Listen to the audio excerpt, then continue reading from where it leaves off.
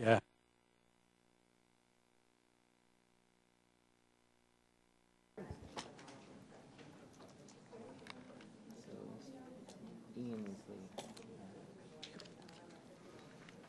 I'll call this afternoon's meeting of Committee of the Whole to order. And Mr. McDougall, as acting CAO, if you could outline the amendments and the reasons therefore, the addendum.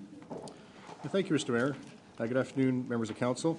I'd just like to advise of the following additions and corrections to the agenda. So item 2A is a traffic mitigation PowerPoint presentation will be done by the Director of Engineering Services. We've got item 8A, which is Development and Infrastructure Services, Engineering Services Report number 2016-42 regarding Lions Park Drainage and Public Consultation Process Report. We have item 18, which is a proclamation of Waste Reduction Week, that being October 17th to the 23rd of 2016. We've got item number 19, which is Development and Infrastructure Services Information Report, which is Engineering Services number 2016-41, dated September 22nd, 2016, and that's regarding the solar-powered pole-mounted radar speed displays, the pilot project, and that was requested by Councillor Bizan's to be placed on this agenda for discussion. And then we've got item number 20, which is correspondence dated September 26, 2016, from Mr. Paul Bailey regarding item number 5 of the agenda today, that being Development and Infrastructure Services, Engineering Services, report number 2016-28, regarding Coordinated Provincial Plans Review. One final note, Mr. Mayor, is it's important to note that the PowerPoint presentation regarding the traffic mitigation, it was uploaded into the electronic agenda prior to addendum number 2 being created, which has impacted the page numbering.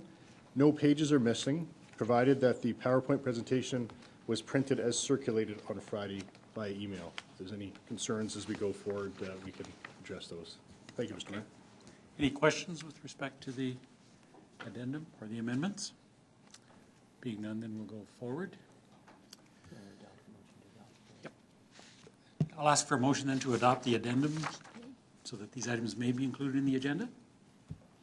Councillor Kerwin, seconded by Councillor Vague. All those in favor? Okay.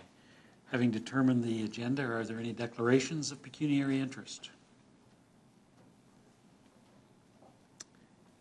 Being none, then we'll go forward with our first presentation. That's a presentation by Jim Brackmans, the chair of the Newmarket Economic Development Advisory Committee, and providing us with an outline of our economic development strategy. Mr. Brackmans, we permit up to, is it 10 minutes for a presentation? 10 minutes for a presentation.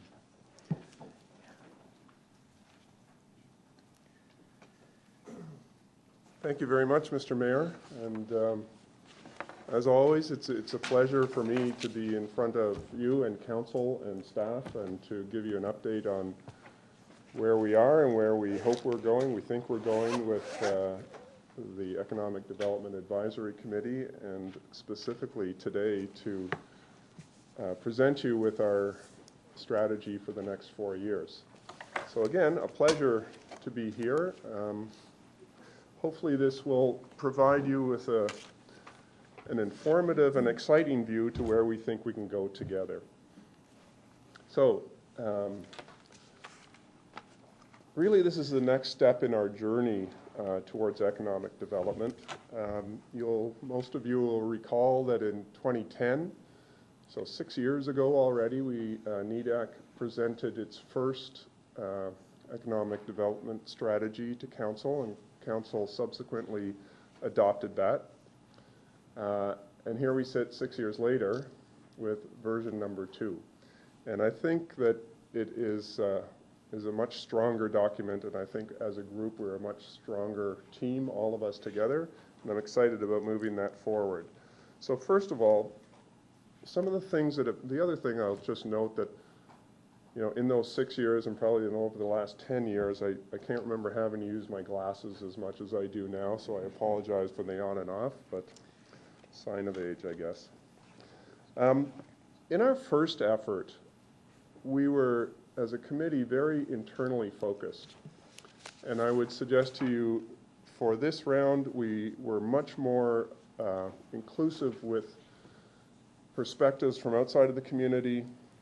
We were much more conscious of being well aligned with yourselves, with council, and working through a process that took into consideration both providing perspective and information and trying to pull thoughts and ideas back. And I think that we did a good job, and I hope that you would agree. So we have in front of us a document that is focused on Newmarket as an urban growth center with 3 foundational pillars to drive a further focus, those being innovation, urbanization, and collaboration. So why update the economic development strategy? When we sat down last year as the next version of NEDAC with this existing council, we asked ourselves that question: do we need to refresh our strategy? And the overwhelming response was yes, yes we do. Things have changed, things are changing faster. The 2010 strategy was a good starting point, but we need to look at that going forward. And so we wanted to do that with the perspective, again, of aligning with council's priorities, both with the official and the secondary plans, as well as your own strategic priorities for 2014 through 2018.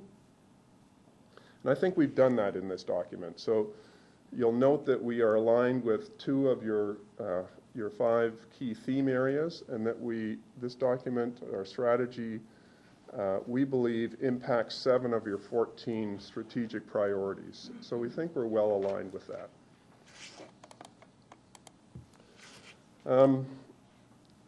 So I think we all understand why NEDAC exists. It's an advisory committee to you. We want to provide a business perspective with volunteer leaders in the community and bring that back to you. And when we initially started, some 8-9 years ago, we took the perspective that as an advisory committee, we would wait for you to ask us questions or tell us where you want to go, and we'll give you thoughts and opinions on that. As we have evolved today, we want to provide you more than that. We want to certainly provide advice as asked, but we want to be proactive about that, provide you not just a high-level vision, but also a bit of a roadmap towards executing that strategy. So as you'll see through, as we go through this document, we set out a structure for ourselves to, first of all, provide a vision for ourselves and to execute on what we need to do for you. And that vision you see here, to accelerate the growth of our community environment where business and people thrive. Sounds like a simple statement, but there was a lot of thought, a lot of consideration put into this. You see some of the foundational beliefs on the right-hand side of the slide there. We think we need to move faster. We think we need to grow an environment in Newmarket that will foster success for not only business, but also all of our people. And so we want to increase basically the quality of life and make that sustainable for all our residents. We think that foundation is in place, quite frankly. We have a growing culture of collaboration in Newmarket. We're seeing an increased aligning of priorities across the communities, and there are several groups that are increasingly converging in their view of how to be successful. And so really a community vision is emerging, I believe, out of that. So from that vision, we established 3 foundational pillars for additional focus. And you see those here, again, innovation, urbanization, and collaboration. And these were put in place to help drive a mindset, a focused mindset on what we thought we needed to move forward on. So the first of those is innovation. And we think we need an innovation mindset not only within NEDAC and within council, but on a community level.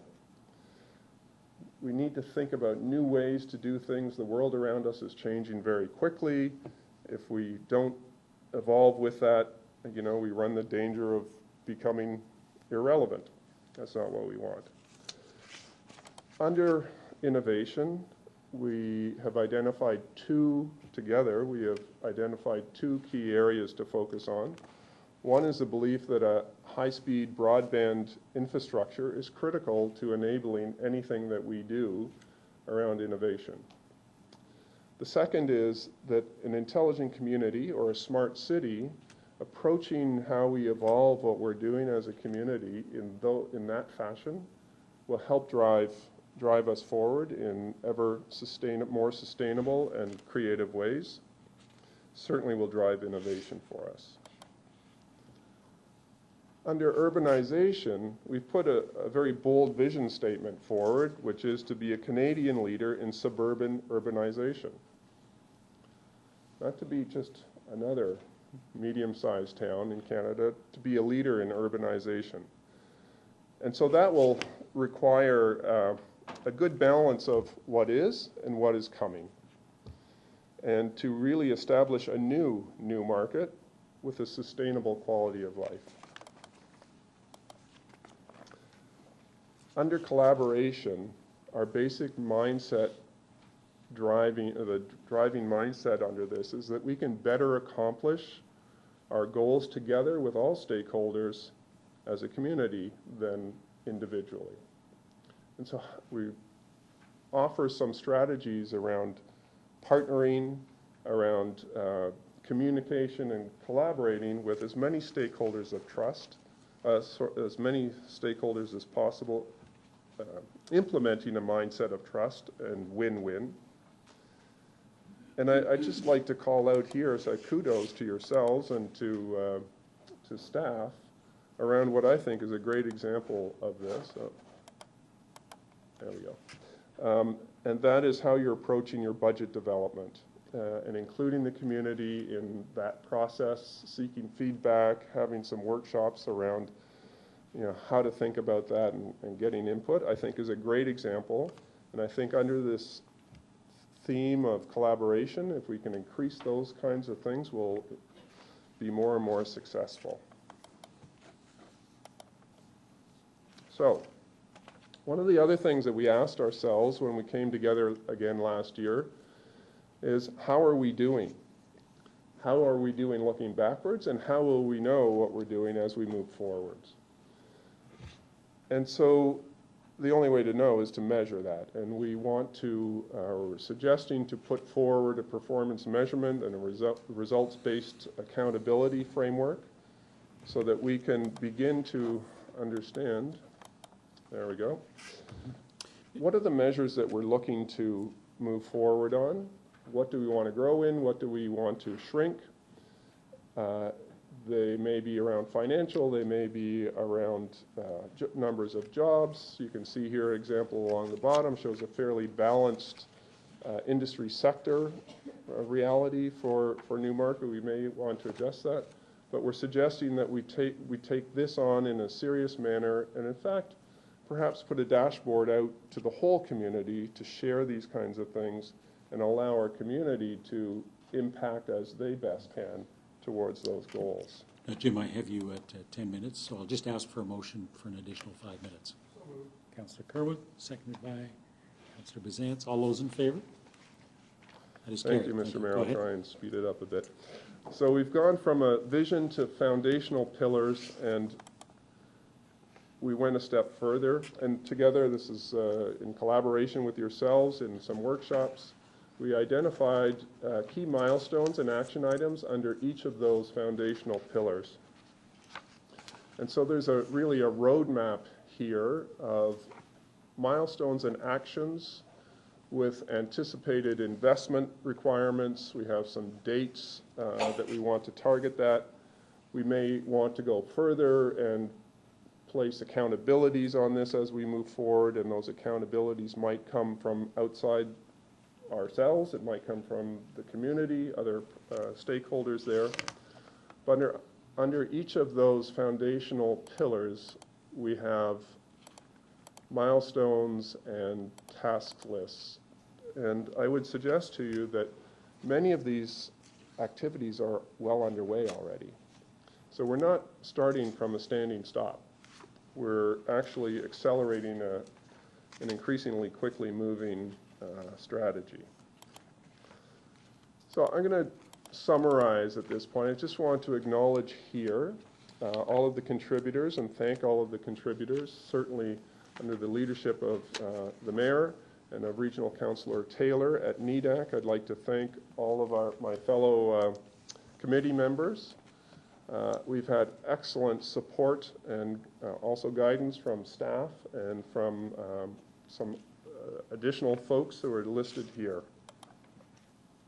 So to summarize, you have in front of you an economic development strategy for the next 4 years. It includes a vision and it includes components that will help us execute that vision. We consider this a living document, an evolving effort that will need to adjust and be agile in how it gets applied. We believe it requires community stakeholders from across Newmarket and quite potentially beyond. Again, starting with that vision to accelerate the growth of our community environment where business and people thrive, we've established a framework focused on 3 foundational pillars: innovation, urbanization, and collaboration. And under each of those, we have a series of milestones and actions that we think if we begin to execute on in a focused, well-mannered way, we're going to achieve our goals quite quickly. With your adoption of this plan today, hope that you do, we can continue to move forward and have, with the appropriate mindsets and the appropriate strategic investments required, all to make Newmarket a community well beyond the ordinary. Thank you very much. Thank you. Before I invite any questions, I'll turn this over to Chris Callio for some comments, and perhaps we could also introduce members of the committee that are here as well. Chris? Yes, thank you very much, Mr. Mayor. Joining us in the audience, we have 2 members of NEDAC, Karen Binder and Donna Fevro, and I think that's here from NEDAC. I do want to reiterate what Jim said, to thank members of council and the volunteer members of NEDAC for their input into making this document. In particular, the 3 themes that we think really distinguishes Newmarket from other communities. It took a lot of time to figure out what made us different and how do we compare to other communities. And I think innovation, collaboration, and urbanization are 3 areas that we really can distinguish ourselves. I'd also like to thank other members of staff, especially our marketing people. This was done all internally, this document, and our marketing people did a great job in putting the document together and the layout, and I thank them for the help that they provided. So we're excited about this plan. We think it's quite unique and quite innovative, so we hope to get your blessing to move forward and carry out the many initiatives identified within the plan. Thank you. Any questions? Regional Councillor? I just have a couple comments I want to make. We're quite engaged in this process as well, and through NEDAC, and we had, I think, a working subcommittee for a while on some of these specific areas. I just want to highlight some things that I think are really moving us forward here.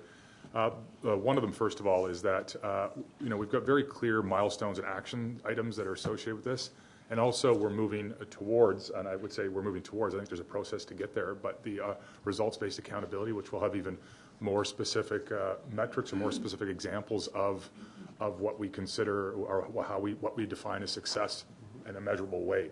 And I think that's going to be interesting to refine that more and more as we go forward. The other thing I think I want to highlight too a little bit is that there's already been quite a bit of success, as you said, and I think one of the interesting areas is urbanization. I've said this before, but you'll see a number of economic development plans out there that might talk about collaboration or innovation, but I don't think you'll see many that talk about urbanization. And I think what we're doing is we're trying to highlight and recognize the potential that urbanization has in 2 ways. One, as just an economic driver in the sense that it can create economic activity and through various forms, like Aviva can over time. But I think also it's the idea that this will create urbanization, will create a kind of a community that some of the younger knowledge workers or some of the younger startup companies will want to be established in over time. And so I think we're seeing neat things there. And it doesn't mean everything. I mean, again, we've been very clear at this council. We want to protect our existing neighborhoods. But in the downtown, on Davis, on Yonge, and in other locations, we can do a lot. And I'm just going to quickly say a few things I think are examples of successful urbanization steps so far. But Riverwalk Commons, Viva, All Day Go, the Mulock Go Station is a huge one. The old town hall that we just opened up. And even our branding with the new entrance features, like the new town signs and the downtown sign, and actually the new stylized end, for those who missed it, I just saw yesterday, went up at Yonge and Davis. So I think there's a lot of things that urbanization can be, but we see on Davis Drive economic activity in the forms of new housing developments, but also in terms of an office building that looks like is going to be going up near the hospital. So I think a lot of that is really crucial. And the one thing I really like in here is that it says that one of the deliverables is highlighting some of those success stories, because I think it sends a message beyond the community about what is going on and what this kind of development activity creates. And I just think of, two companies like Dairy Quality Incorporated or Sterile Care, which we visited recently, which are doing absolutely incredible things that reach globally, and started out of Create IT at Southlake or other partnerships and meetings with the town. And so I think there's a lot of really good things happening. I really like the idea of getting even more specific with our metrics, and just look forward to seeing this sort of refresh roll out, and thank NEDAC for all the work they put into it, because after all, this is a group of volunteers and very busy people that are volunteering their time. So thank you very much. Thank you. Councillor Big. Thank you very much. And Jim, thank you very much for all you've been doing for this for many, many years. It's absolutely incredible. And thank you also for being involved. The town, we're very fortunate to have people of your caliber, quite frankly, stepping forward, volunteering their time, and providing this type of leadership and advice. I just have a couple of questions, and I do agree with the Regional Councillor John Taylor in terms of the urbanization. That's the feature that's becoming more and more important for our residents, people visiting the community, doing things here in the community. And we do need to share our success stories, because we have a lot of fabulous things here. So we're really forward-looking. I just have a question, and you may not be able to answer it, and I'll probably ask the question afterwards to staff. But when we look on page 11, and you're speaking of urbanization, you do say consider incentives to accelerate corridor development. Now, we've had a great deal of experience and success with incentives on for Main Street, and how Main Street has changed over the last 7 to 10 years. You wouldn't recognize it. It's become a real destination point for people, not just in Newmarket, but from outside of Newmarket. You almost don't have to think about it. Something in the summer on Saturday afternoons happening at Riverwalk Commons, and then we have people drift over to Main Street, and we've got a lot of things happening there on Main Street. So we know that we do have some experience with the incentives, and we were quite creative in using those. Did you have anything in particular in mind, or is this something that you're starting to work with on staff, and we can expect some information? I expect that we're going to go back with NEDAC and with staff to explore specifically those things. We have in the past looked at some specific incentives, and I believe there was a report that came out a couple of years ago, perhaps, on some ideas around that, Councillor. It's not my particular expertise, honestly, Tom. No, but I understand. I I just wanted to know how far the conversation was going. Yeah, Well, perhaps I we could do- have our acting CAO address that question, because I think there's...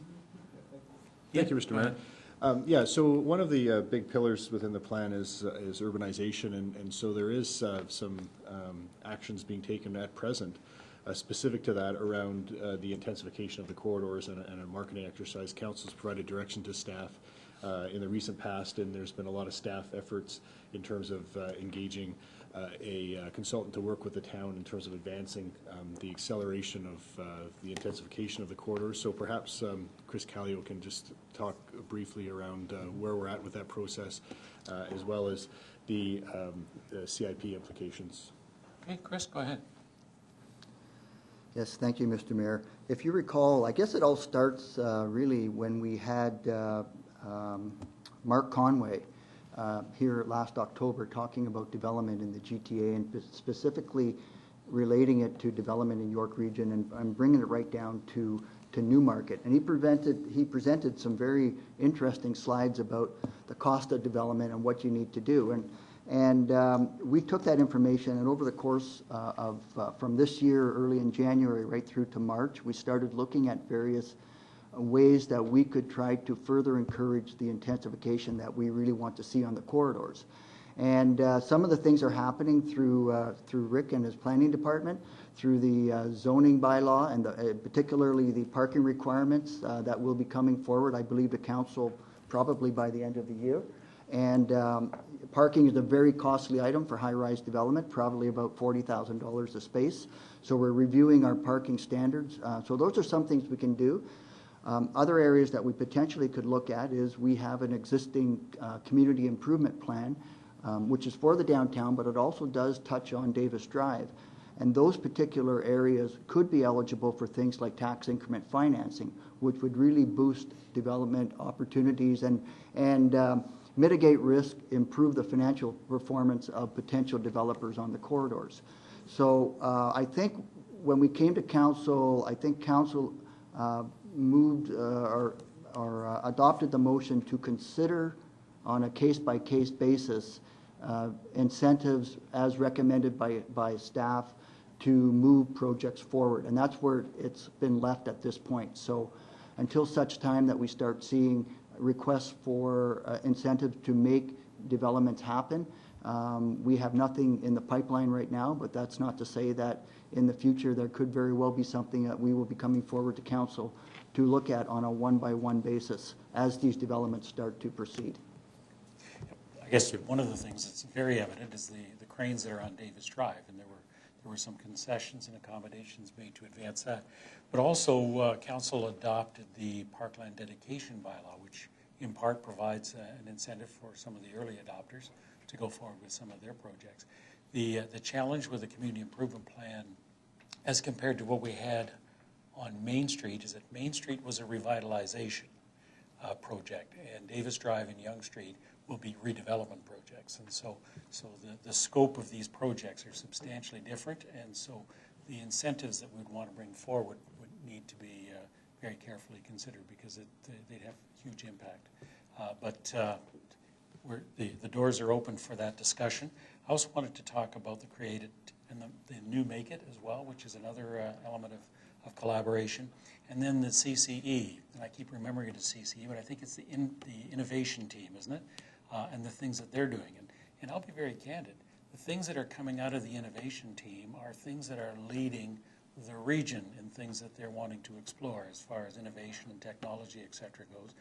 And so there's a lot going on there as well. So kudos to everybody who's involved in making sure that Newmarket has a solid economic foundation. I have two more questions, Councillor Hempen and Councillor Bazans. Well, thank you, Mr. Mayor. More of a comment. Jim, thank you very much for working with staff to create this presentation. It was well thought out, and looking forward to implement these things through staff and your committee and the committee members as well for all your hard work. I wanted to share a little story in urbanization. Last night we were celebrating my son's 22nd birthday, and we went to Toronto for dinner as a family.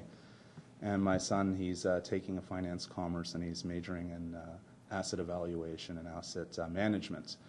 And part of his program, he's taking a urban development and urban planning as part of his program he decided to take.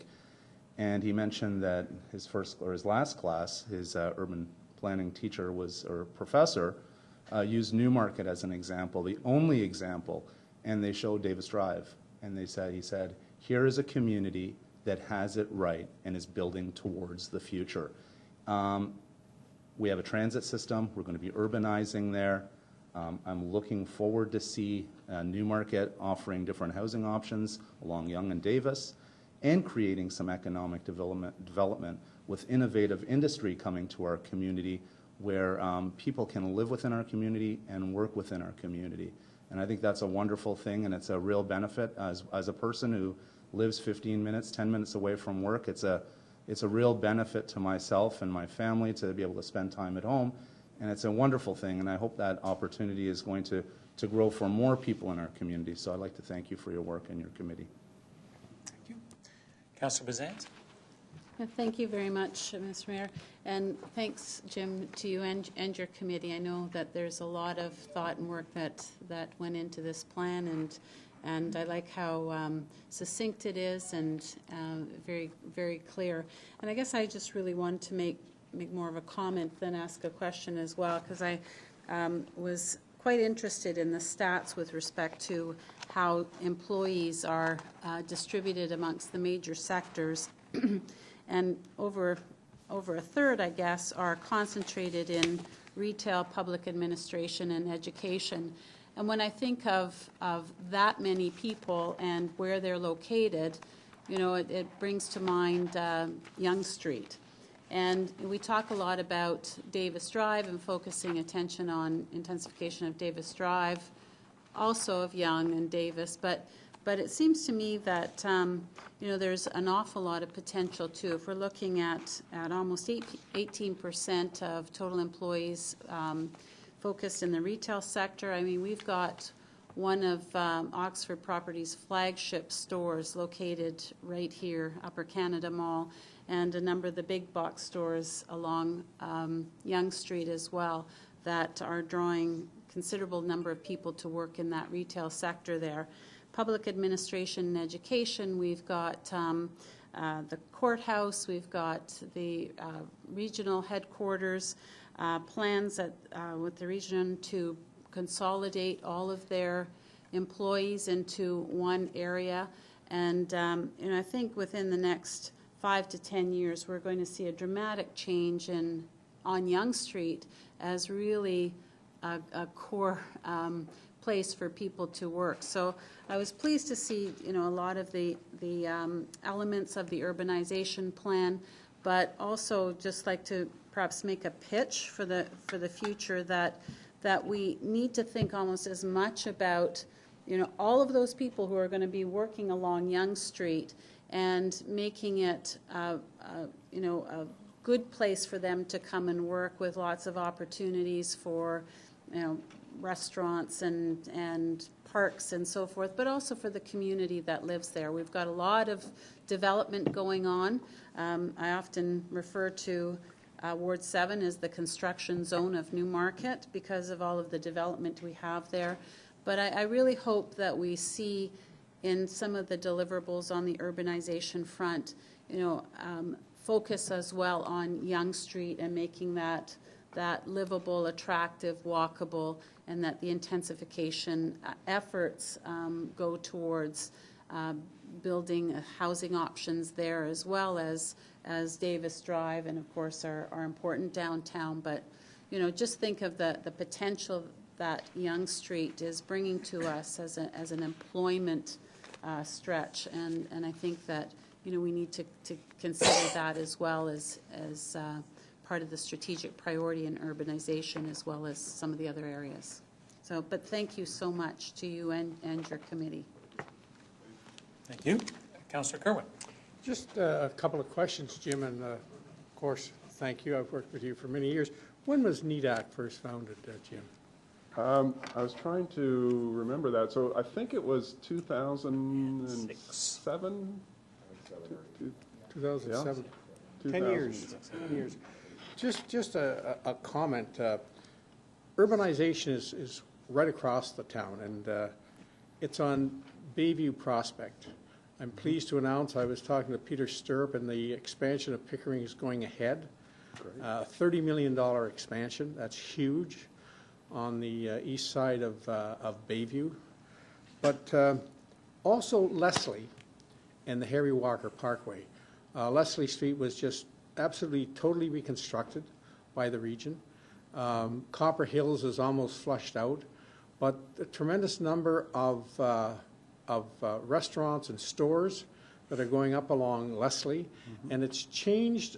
Partly Yonge Street has shifted over to Leslie Street, just to keep you aware of that fact. TriCap is coming in with lots of development over on their property. They own a lot of property. But also on the Harry Walker Parkway, again, a dynamic shift with the EMS going in there, and possibly the police depot will also go in there, and a shift of hopefully the new industry comes into the electronics Flextronics that's out there that's empty now, but possibly that will be filled. So it's just not the Davis-Young corridor. It's the entire town, as Tom Hempen has said, that has drawn interest to many developments, whether it's Harry Walker, Leslie, Bayview, Young.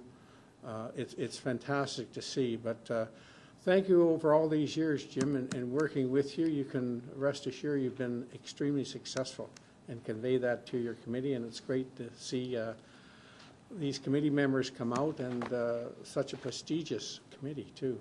All the best to you. Well, thank you, David. It's, again, my pleasure, and appreciate the sentiment. Thank you, Jim. It's been enlightening and gives us a roadmap to go forward. So it would be appropriate for us to receive this presentation, and we'll bring forward item number 3 on our agenda, which is the Community Services Economic Development Report. So first, let's receive the presentation. Moved by Councillor Bazan, second by Councillor Broom. All those in favor? That is carried. Next item then is, thank you, Jim. Next item then is the Economic Development Report 2016-26 relative to the strategy that's been outlined in the presentation. Could I have a motion with respect to this report, please? Councillor Kerwin, seconded by? Okay, Councillor Hempen. Speaking to the report, Councillor Kerwin is the mover? I think we spoke to it while Jim was in the chair, Mr. Mayor. Okay, Councillor Hempen. I'm good, thank you. Okay, any questions or commentation? Yep.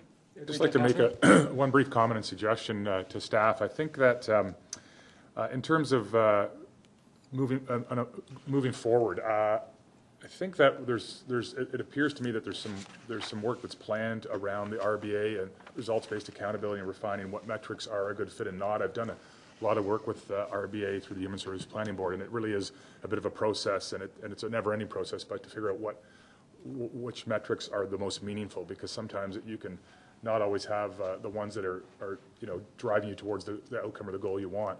But on that note, but on a more general note, I was going to make a suggestion that perhaps there's often a lot going on with NEDAC, the committee itself, sometimes with staff and the mayor and myself in terms of the corridor work we've been doing. But I'm thinking maybe it would be a good idea to have an annual sort of reporting back on the different progresses on the action items in here and on the refinement of some of the metrics. But also the other thing I think that should be done annually is a one-on-one meeting with perhaps the Commissioner and Economic Development Officer with members of council to ensure that they have a really concrete opportunity to, in a more of a casual setting, but to reflect back on where things are going, what in their ward they know of is, perhaps, you're out visiting businesses, this is another one that needs to be spoken with, or, I think if you consider this metric. And so I think for Council A to have an annual input into what's going on in economic development, also an annual update on some things that are perhaps not, going to be in the fulsome of a report, but are still very important for them to be aware of. And I think mostly they are, it happens and gets talked about, but I think it'd be wise to formalize that and make sure we have the benefit of the ward insights, but also making sure that there's also a feedback loop on terms of some of the progress on some of these things that are going on. So, and there might be a different way of finding the balance to engage council in everything from the metrics to what's going on in the wards and back and forth and get their input. But so that's just a suggestion. If those are the two right ones, great. If there's a different way to do it, I know we've had joint sessions, and I'm certainly, from what I understand, everybody, I think it's a great deal out of those. But I think some one-on-ones might be a bit of a different dynamic. Mr. McDougall, if I call you Mr. Shelton once, it's because that's how it shows on the monitor. Mr. McDougall. Thank you, Mr. Mayor. Just a quick comment on that. I think that both those suggestions in terms of the annual report as well as a one-on-one touch base with members of council, I think are both very good suggestions and would only help benefit economic development initiatives as a whole, as well as advancement of the strategy. The results-based accountability has been done in community services across the other departments for a few years now. We've learned a lot, but it really is still a work in progress. We're learning as we go, so we'd only benefit more by engaging members of council. So certainly we could accommodate and would be very pleased to do both of those suggestions. So we'll take that as a direction to staff. I think street level intel could be very helpful in the overall economic development plan as well. So that's a good suggestion. Councillor Bazans? I just actually have a question in the report. Is that? Yep, we're dealing with the report now and Yeah. the recommendations therein. I was just very interested in the plan for the Economic Development Congress, and recognize that this is part of the community engagement enhancement piece that's a priority for council, but also has been well reflected in the economic development plan and strategy.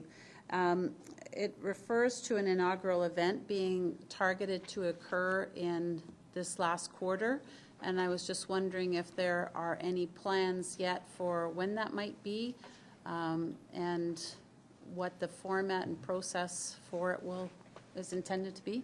Mr. McDougall? Mr. Mayor, through to Councillor Bazans.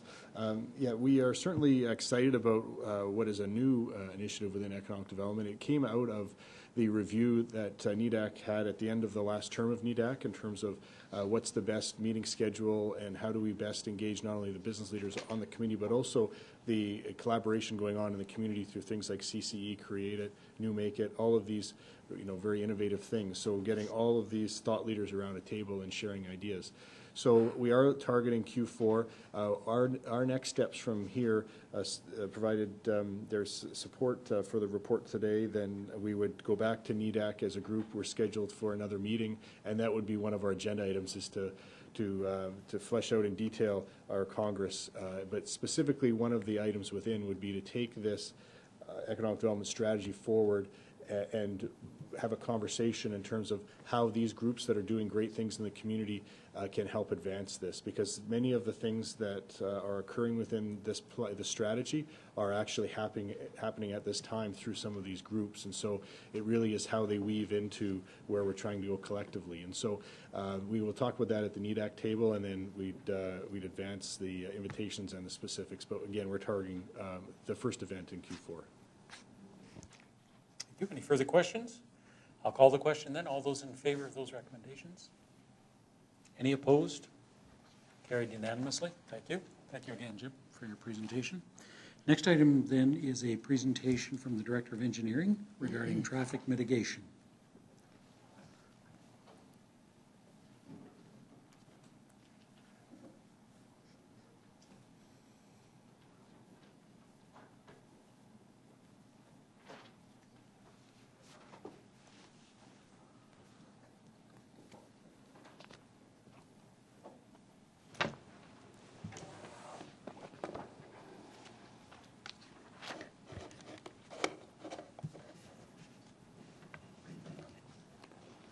Go ahead. Good afternoon, Mr. Mayor, members of council, ladies and gentlemen.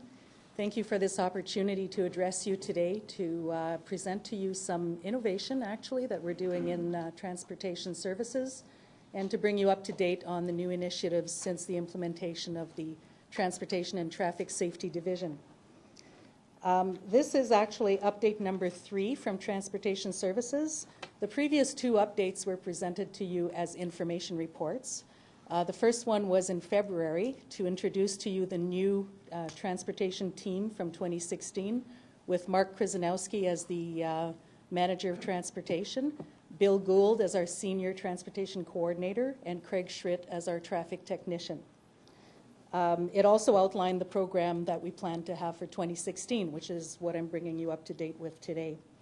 The second report was in May 2016, and it was a report back on the one-on-one meetings that our Manager of Transportation had with every single member of council who's here today, and with Mr. Mayor, to report back on the concerns that you had regarding traffic safety and on some of the proposals that you brought forward to our transportation team. So thank you very much for that. Both of those updates are available on our website. We just heard an excellent presentation from NEDAC, which highlighted innovation, collaboration, and urbanization, as the 3 pillars that we want to move forward in.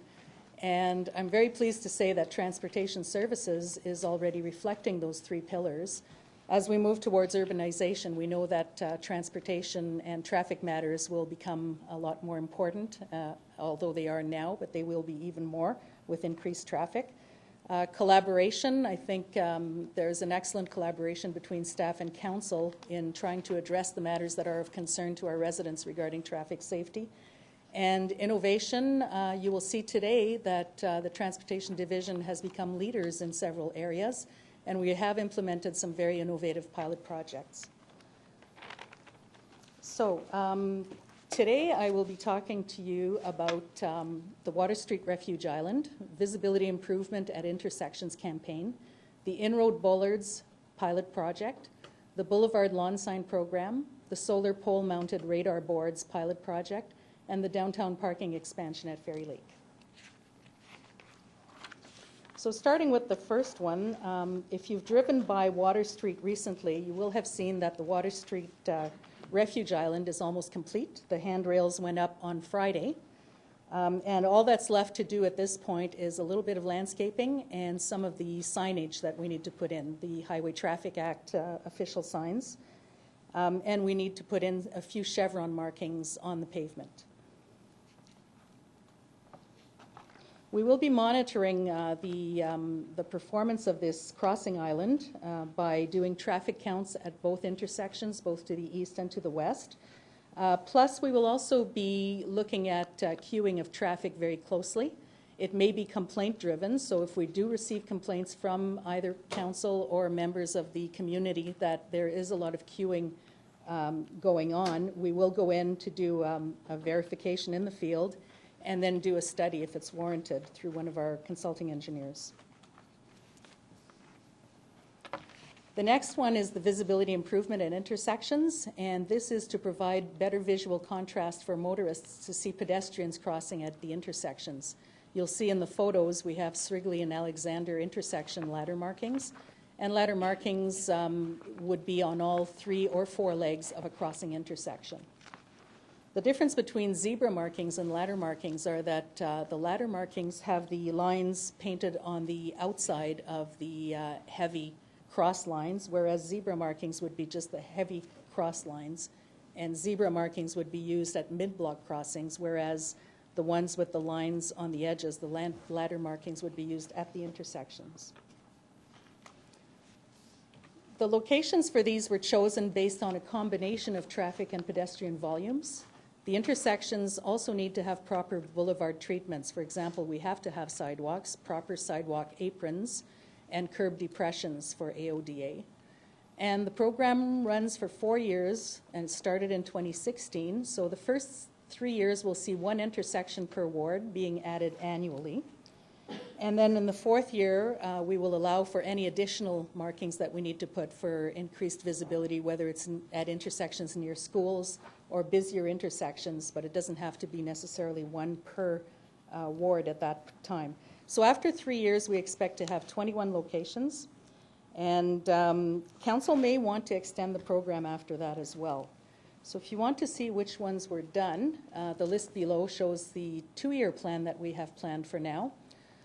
All of the ones for 2016 have been completed, and the proposed locations for 2017 are listed, but they are still subject to field verification to ensure that the intersections are amenable to putting in the ladder crossings.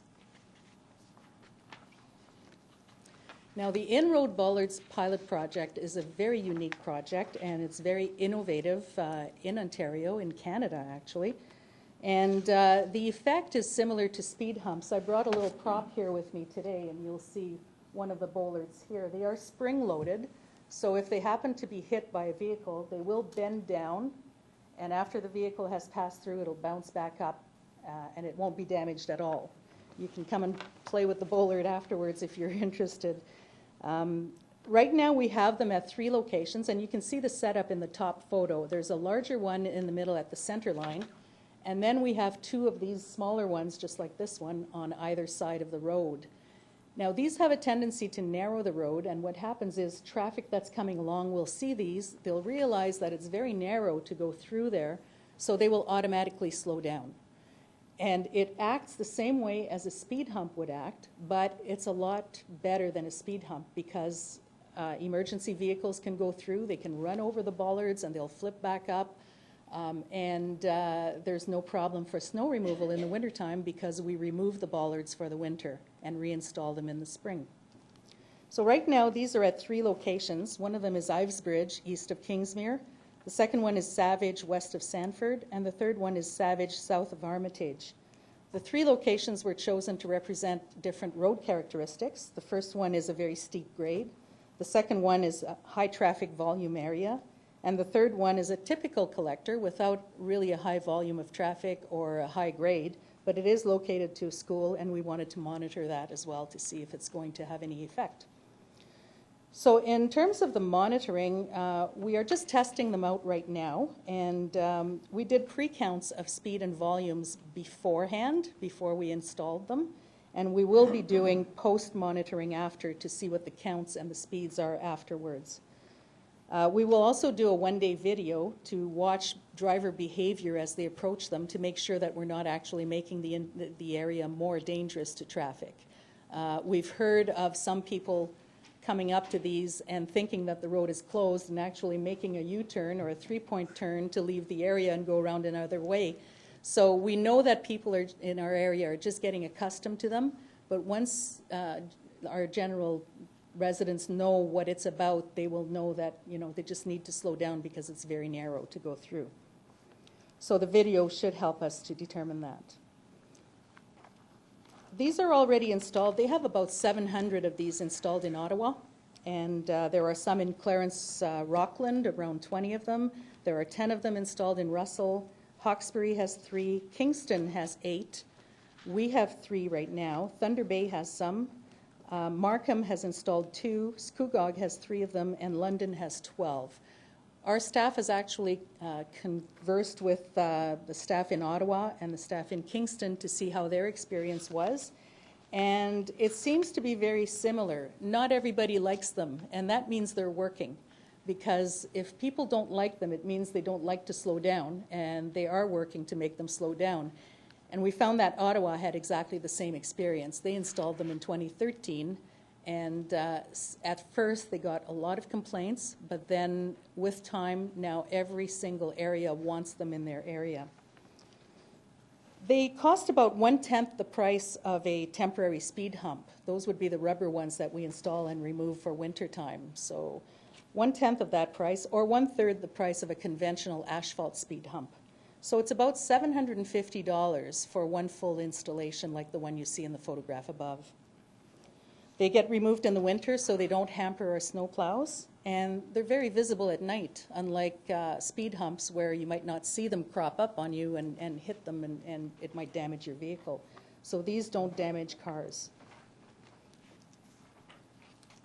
The purpose of this pilot program is to test an alternative method of slowing vehicles on town roads other than speed humps, which we don't like because they slow down emergency vehicles and can cause damage to cars and don't really work that well because people speed up in between them. And it's also to test the bollard design for potential use in the east-west bicycle route and other applications. So we're thinking of having these flexible ones all along the east-west new bike route that we're developing. Another very innovative area is the boulevard lawn signs, and we are actually a leader innovator in this area. Many other municipalities are following suit, and they're asking us for advice. These are the Safety Cone SAM lawn signs that you've seen for the past 3 years around town. We're really the pioneers of this particular project, and it was done in collaboration with Viva Next originally, just to help with traffic mitigation through infiltration routes. But now we've received calls from several of our neighbors. For example, East Gwillimbury is very interested and has called us about them. So has Aurora and Markham, and Mississauga is actually planning a new program this year, and they've asked for our advice on how they should implement it. So we feel very proud that we're innovators in this area. We're trying to keep the program fresh as we change the message and change the colors on the signs, but we also move them around now, which is different from before. We used to give these to residents to put on their own properties. This year, they're being placed only on public land, so on our boulevards or on empty lots that the town owns. where we would like them to help with speed mitigation. So the councillors and residents can request these signs, and engineering services will install and monitor them, and we will retrieve them after a month or so to avoid sign fatigue. It's been proven that after about a month, people get so used to seeing a sign that they don't react to it anymore, and it's like the sign isn't even there because it's programmed in their brain. So we move them around, and then it's fresh again. We only produced 100 this year. We used to produce close to 1,000 in the past, and it's been very, very effective. Boulevard signs are also placed in tandem with our speed management program, our radar boards, and we put them near the boards, and then after we move the radar boards, we leave the sign up for about another month after that, so it does help mitigate traffic and slow down speeds. The solar pole mount radar boards are also a new pilot project this year. And this involves solar-powered, pole-mounted radar boards to determine, and we will determine the performance and effectiveness of the new devices. We have sent an information report just last week about our radar program. We do have 3 speed trailers that we place on roads, and those are a little bit dangerous because they tend to protrude into the lanes. And they can only be out for 1 day because we have to bring them back in at night to charge them up, and we also have to protect them from theft or vandalism. So the trailers are an old style of speed board, and they're not really the way of the future. We have 2 speed boards that are battery operated. Those can stay up for a week, maybe 2 maximum, until they have to be taken down and brought in to be recharged again. And then we have these new solar ones from this year that we'd like to install at least 1 in every ward. And right now we have only 2, as I mentioned, and these get charged by the sun. Therefore, if they're placed in an optimal location, we can leave them there for several months at a time to get really extended data on speeding patterns and behaviors. Here you'll see a chart that shows what kind of data we get from the solar-mounted speed boards. If you look at the little circle over here, the green and blue circle, this is a sign effectiveness circle that shows the percentage of cars that slowed down as a result of the presence of the sign. So the longer the sign is in place, the lower the percentage becomes. So at first, when the sign is in place, everybody slams on their brakes when they see their speed flashing on the board. And after a while, we find that we're getting data from the sign through the cell phone system that's telling us that after a certain period of time, people don't care anymore and they don't slow down as much anymore. So we're finding that the signs are very effective for a period of 3 weeks to a month. The other interesting thing is the chart over here that shows in red the percentage of speeders. So you can see that the speed violators, those above the 85th percentile, which is the speed at which 85% of drivers travel at. It's not necessarily the speed limit. Could be lower, could be higher. But 15% of the cars are going above a certain speed. And we were able to determine from our data that almost 100% of the motorists who are driving between 1 a.m. and 5 a.m. are speed violators. So if you're going home late, I guess you're in a rush to get home. So it was an interesting feature to find.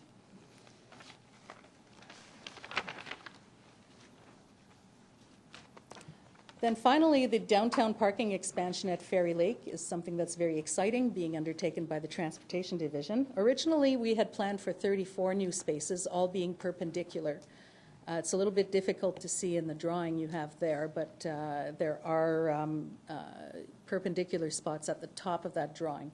However, because of property issues, neither the LSRCA nor the town was aware that Metrolinx does own a strip of land, which became obvious as we worked through the design period.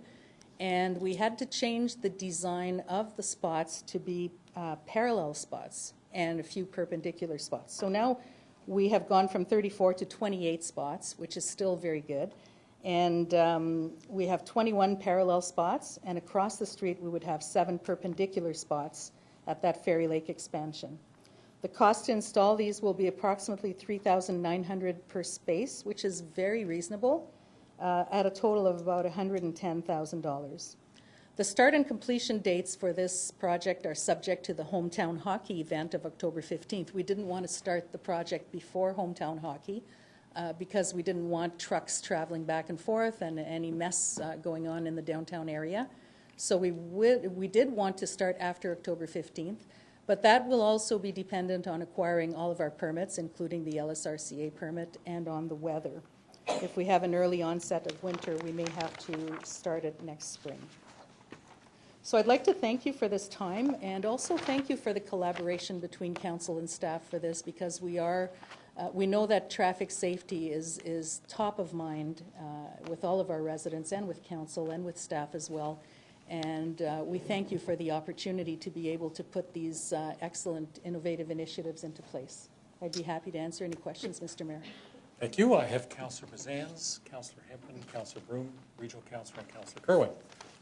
We'll start with Councillor Bazans. Okay, thank you, Mr. Mayor.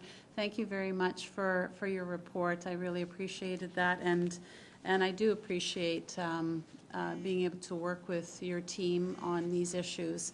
I don't know what the experience of other councillors has been, but I can tell you that I get at least 2 or 3 complaints or issues of concern from residents throughout my ward with respect to traffic, speeding, and more so speeding than volume, although volume is increasingly becoming an issue as well, where people are saying there's so many cars that they can't back out of their driveway, or they have to wait to make turns, especially on Eagle Street and some others. But, you know, certainly traffic calming is one of those things that I think is becoming of paramount concern to people in terms of their safety.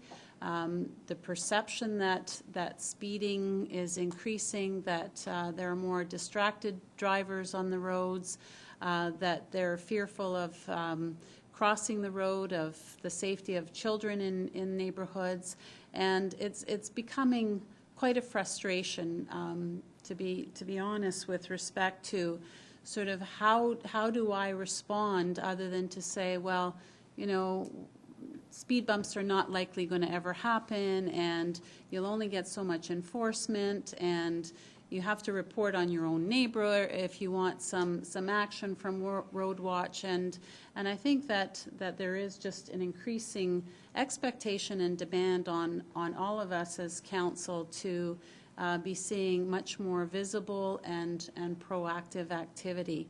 It's great to see you know, some of these pilots and so forth, but I think that certainly from my standpoint it would be beneficial for me to better understand how we make decisions about the roads we picked. I know you indicated a little bit about, you know, there has to be certain criteria met with respect to curbs and volume and pedestrian crossing, but if that information could be made more readily available to each of us, I think it would help us in responding to concerns of our residents, because otherwise they feel that they've been issuing concerns and registering concerns and submitting complaints to our customer service and to individual councillors, but then they see no action or no activity in their area, but then across town they see, you know, a pilot project happening. So any information on how we make decisions about where there are true hot spots would be very important. It was great to see the refuge island this weekend, and to see that it's almost completed. I think that's perhaps one of the record completion times for a construction initiative that we've seen in town for a long time. So kudos to that, and I know the weather also cooperated on that. With respect to some of these pilots, you mentioned, for example, with the Ballers pilot, that Ottawa's had them for a number of years, Kingston, there's all of these other jurisdictions that have had them.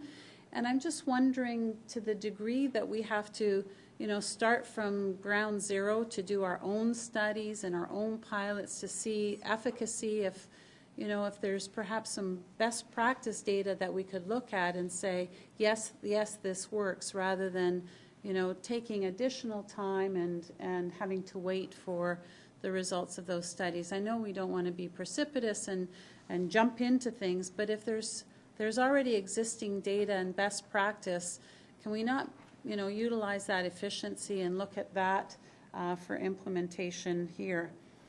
With respect to the Boulevard Lawn Sign Program, I know that you mentioned that there was only 100 signs produced, and again, I get so many requests for traffic calming, traffic mitigation, and people are looking to those signs as even if that's all we get, because of course the first thing they're asking for are speed bumps, but even if the signs are all we can get, would it be possible, and I'd be willing to personally pay for additional signs to be used in my ward, or use my council budget for the benefit of my ward residents.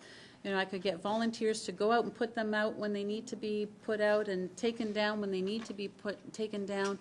But I'm just wondering if there's some way that we can expand beyond just 100 signs for that.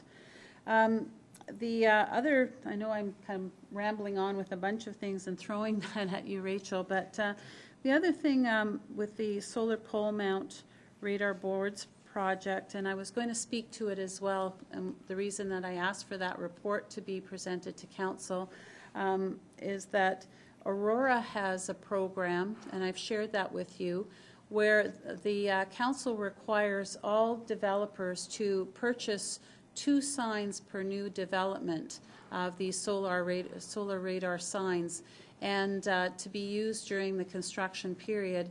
And then when the subdivision is complete, the developer then turns those over to the town. So the town now has 11 of these signs, and that program seems to be working very effectively, and I know that you're going to look into that program. But I'd just like to point out that it seems that there are some very effective things working in other jurisdictions that would be useful if we could explore a little bit more, rather than having to start at zero, kind of reinvent the wheel. And but most importantly, it's sort of helping residents to understand where we're at not with respect to some of these pilots and so forth, but where we stand with respect to some of the individual solutions. As I said, I get 2 to 3 or more calls a week, even from a subdivision that's still under construction. I'm getting a lot of complaints from people who haven't even moved into their homes yet, who are saying they're speeding on the street, there's nothing being done to control it, can we have speed bumps, can we have more stop signs? And I think it would be helpful for us, if we for me certainly as a councillor, to have some kind of communique that says, here are different options, but here's the pros and cons of them, what we'd require in order to implement something, just so that I'm not sort of saying, well, there's nothing that we can do except put this street in the queue. So I think that there's a real need and opportunity to be better equipped with that communication, but also to look at how we can move more assertively to actually implement some measures where people are seeing that we're responding. It's not just about data collection, it's really about what can we do proactively to secure the safety and the confidence that we're securing the safety for pedestrians. We talk about walkability, but if people don't feel safe crossing their street, there's no point building walkable communities. So, it's all part of the same game plan. And just the other point I'd just like to, more as a question, when you talk about the downtown parking expansion, I'm just wondering if that is something, a program that comes out of, our capital budget, quite separate from traffic calming and mitigation. The parking issue is a downtown issue, and yes, we need more parking to accommodate more people. But for people who are concerned about crossing their street with strollers and walking their dogs, and elderly people with walkers being able to cross the street, I don't think that they're really seeing that that the budget set aside for traffic calming should be, supporting parking in the downtown. So I'm pretty sure they're two distinct, but just in terms of the presentation today, I see them as very different. So a whole bunch of things, and perhaps you're hearing in my voice the frustration that I'm getting from residents. They want to see some action. They want to see some visible change.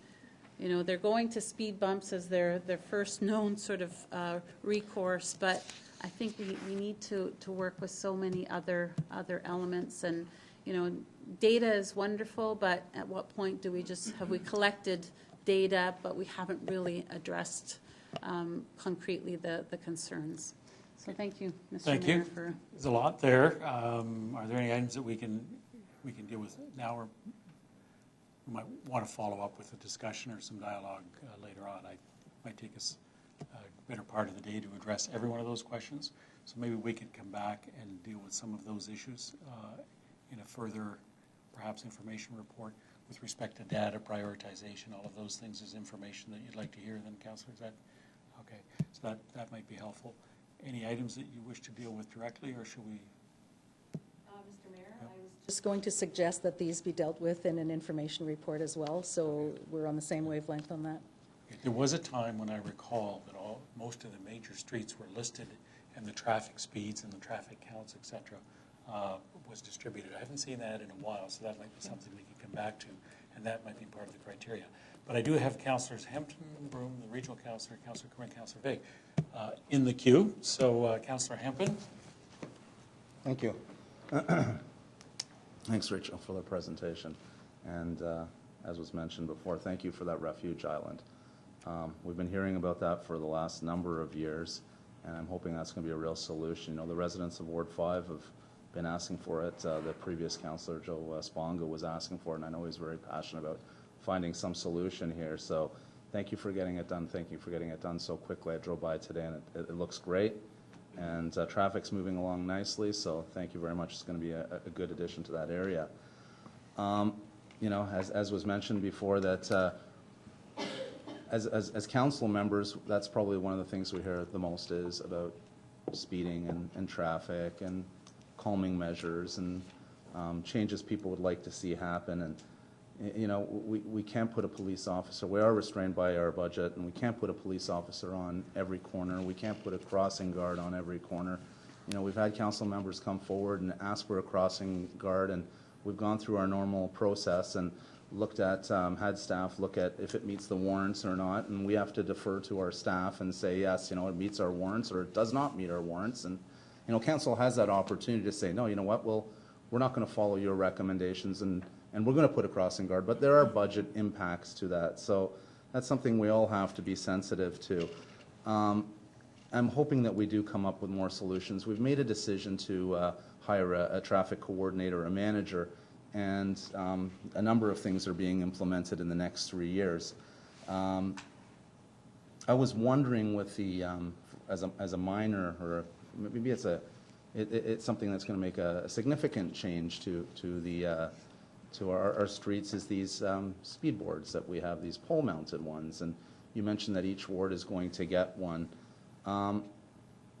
Has any consideration been, how often will these speed boards be moved from individual poles within a ward? Because, I, for one, probably have 10 streets in my ward where I'm getting asked for this type of a system to be put in place at the minimum. So what was the consideration? How often would they be changed? Rachel? Through you, Mr. Mayor, to Councillor Hempin. We're finding that people are speeding up after the signs have been installed for about 3 to 4 weeks. So what we're contemplating is, if this trend continues, we would be moving the signs about every month for the solar mount.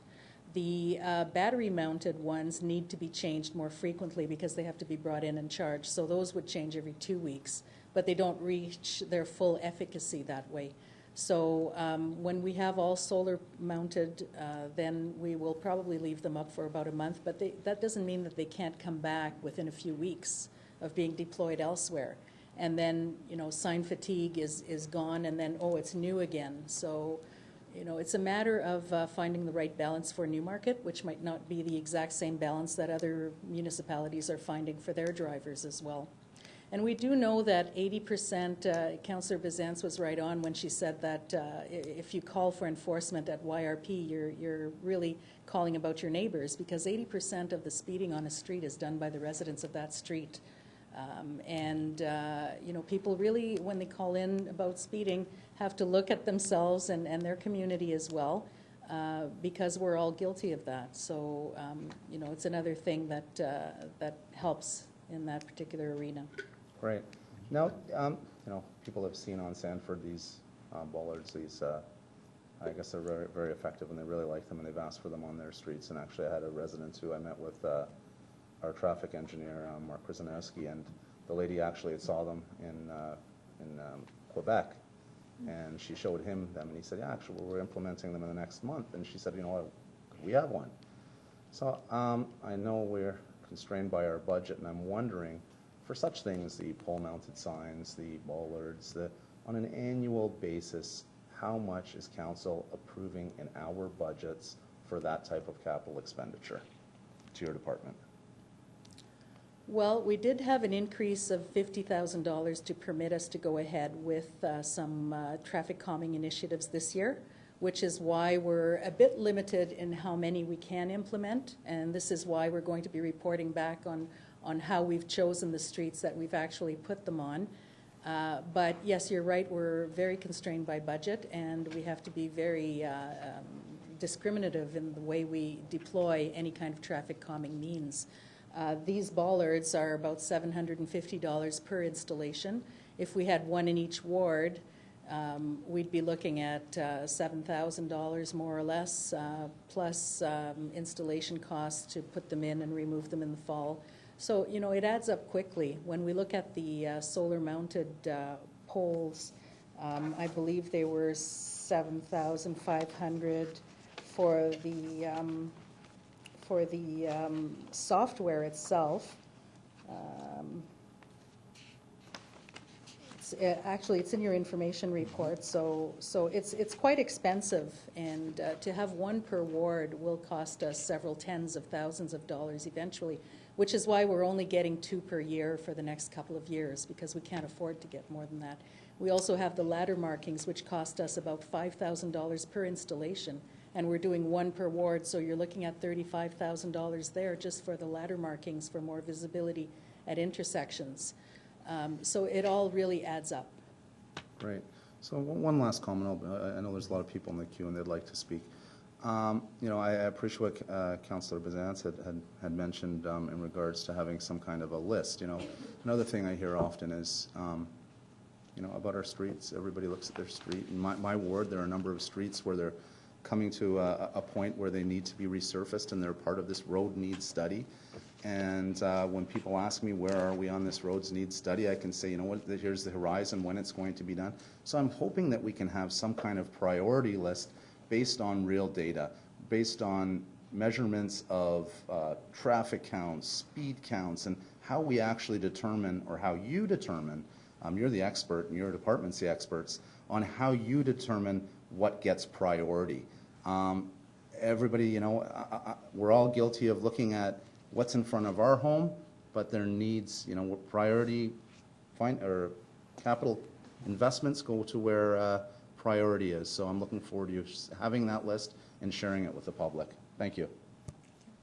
Councillor Broom? Did you want to say something, Rachel? Great, thank you, Mr. Mayor. And thank you, Rachel, and please thank Mark for the two of you coming out and meeting with residents and standing outside with me and watching cars and doing all that in the rain and the snow this past year, because the residents of Savage Road and Sanford area are finally feeling like they're getting somewhere. And I wanted to thank you for bringing forward the pilot project with the bollards, because it's very aggressive. And you're right, residents either love it or they hate it. And if they're hating it, it's because they need to slow down. And, you know, that's a very easy conversation for me to have. If someone's angry with me about a bollard, it's because they were probably traveling through it too quickly. And they're quick to understand that that's what it's there for.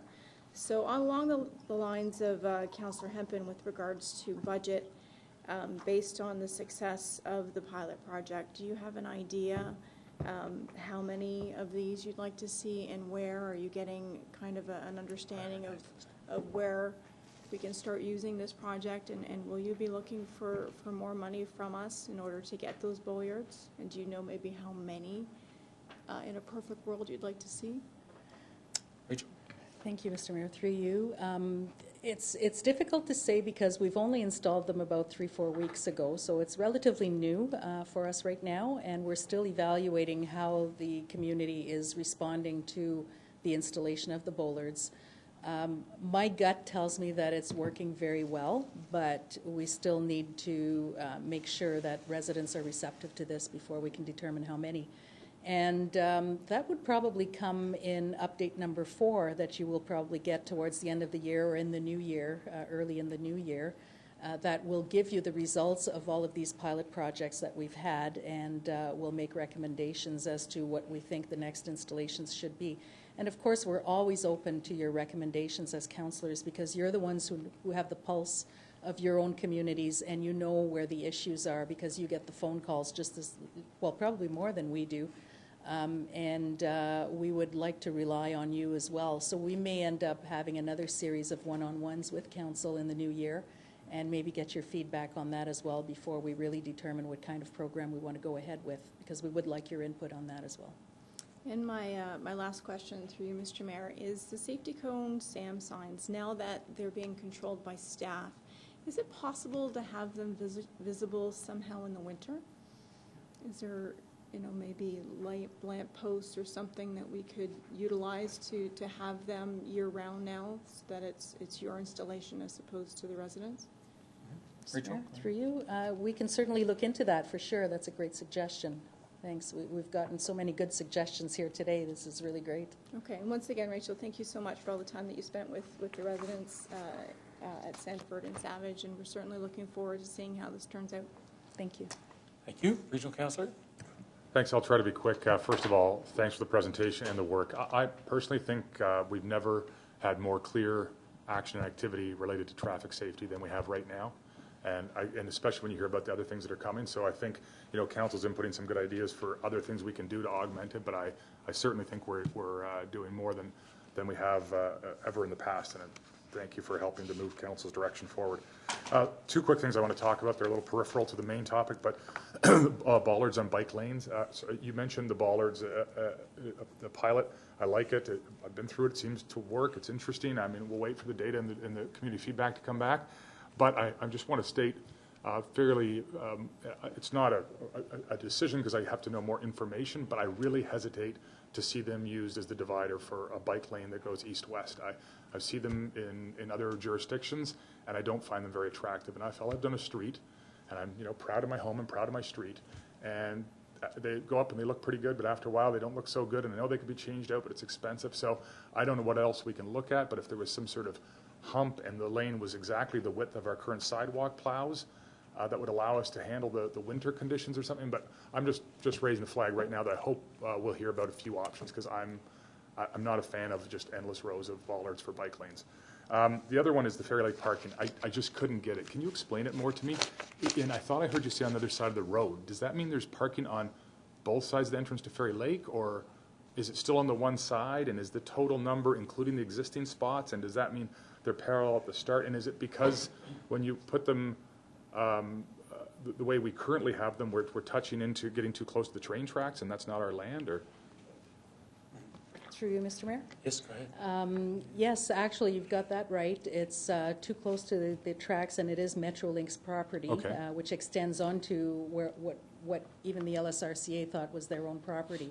So as a result of that, if we had all parallel parking, perpendicular parking, we would be extending too far into the driveway or that laneway that comes into Fairy Lake. So by putting them as parallel parking, it's narrower, so we don't block the road going into the Fairy Lake parking area, and we can have all of the parallel parking on the east side of that driveway, that long driveway, and have the perpendicular spots, there are a few of them to the west of that road, only The 7. long driveway, I mean the entrance. Yes.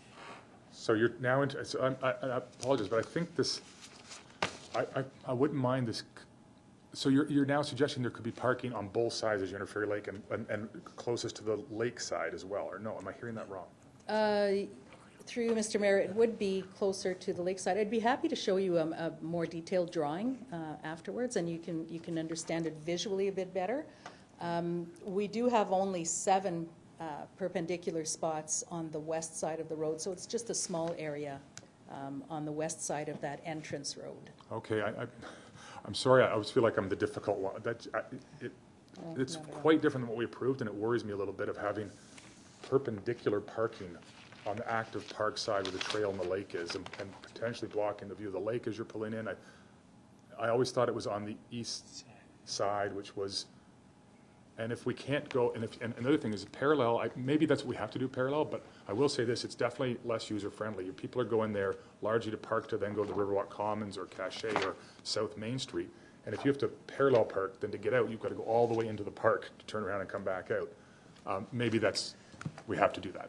It sounds like there's no option, but the other side in the parking, I wouldn't mind getting something through to council and letting us just be sure that that's, and if we have to choose a few less parking spots, maybe we do, or maybe we don't. I haven't seen it yet, but that caught my attention. So if we could get more information on that, I'm sorry. Thanks. Okay, thank you. So more detailed circulation, more detailed drawings, and further discussion if necessary. Okay, Councillor Kerwin. Yes, I'm going to echo Deputy Mayor John Taylor's comments. Rachel, impressive, impressive, impressive. Fantastic. But it's because we finally gave you the strength you needed with Mark Krozanowski, Bill Gould, and Craig Schritt, and I've had the pleasure of working with all 3, okay? So this is the result of giving you the talent that you needed to bring about the solutions. You gathered the data, now we're implementing. And it will be evolving constantly. And traffic will never go away. In fact, it'll get even worse when East Gwillimbury is built out and you've got 100,000 homes north of us, and they'll be using Newmarket as a vehicle to get through to Toronto. So, but we're working away at it, and we see it coming. And as Ian Grackman said, it's innovation, and we know urbanization is taking place. I've got 7 infills in Ward 2 that I'm working with, so intensification. So I compliment you. I know that there will be modification on the island. I was down observing it on the weekend, and I'm glad you're monitoring it because that's really another positive step. And I must give credit to a former councillor, the late Larry Blight, who put an island in on up on William Row, and it worked. And now the specifications have even changed. You've done a great job there. There will be a report coming in on the parking on Cachet. We also had something back of Cachet. We haven't seen that yet, John. So I'm great you're working away with the Fairy Lake one because I think that's the easiest one where we're going to get, and I have the concerns like John do, so we'll look at it. But at least we're opening up maybe 24, 28, who knows. But at least we came up with a creative idea when we looked at all parking after the fire hall situation that we have a report in today. And I have a new problem, as you're well aware, with driving schools, now that they built the driving school on the Harry Walker Parkway. And to the residents on Wildwood and Hazelwood and Sparrow Road, we're working our way through that, and we had the report that went through Committee of the Whole, it went through Council.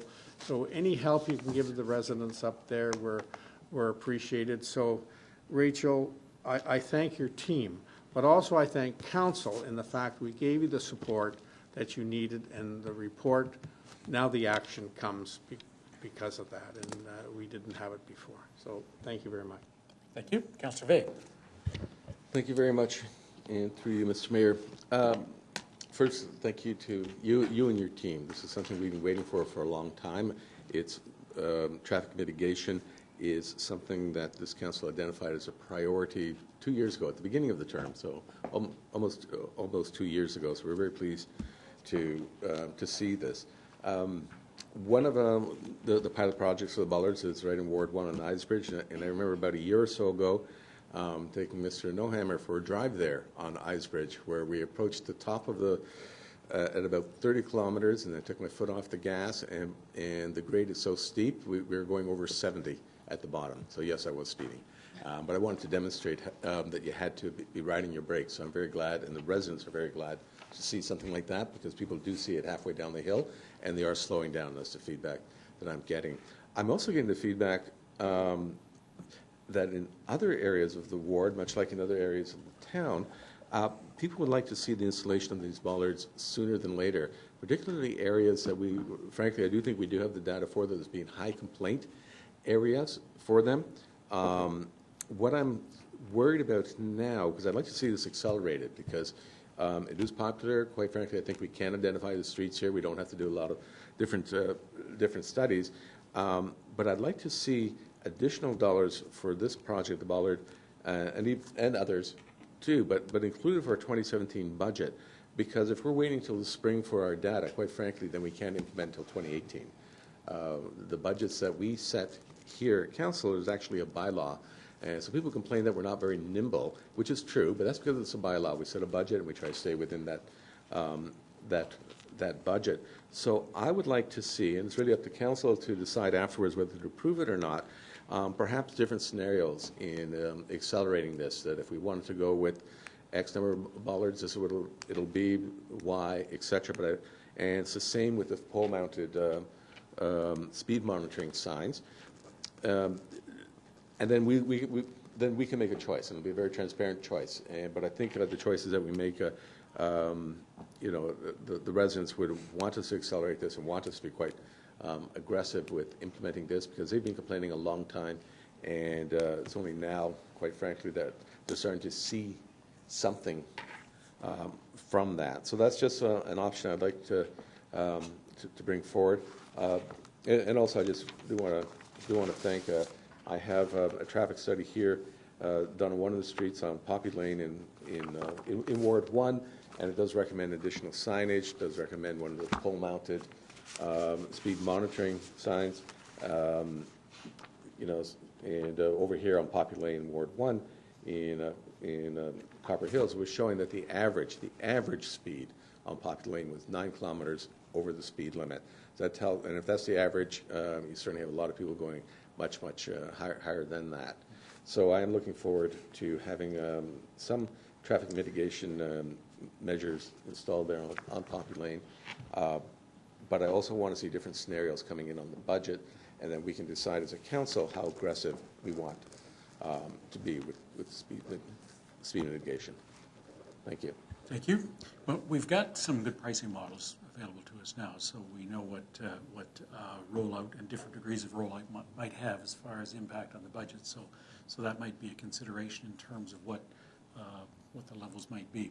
The other item that just occurred to me is that we do have environmental funds allocated to each ward, and given that traffic mitigation is in many cases ward specific, I wonder if we might give some consideration to establishing a traffic mitigation budget for each one of the wards, and that could in effect lead us to, say, a per ward strategy that comes out of a discussion with our engineering group and the ward councillor, and within certain budget constraints. It might be another option that we might give some thought to.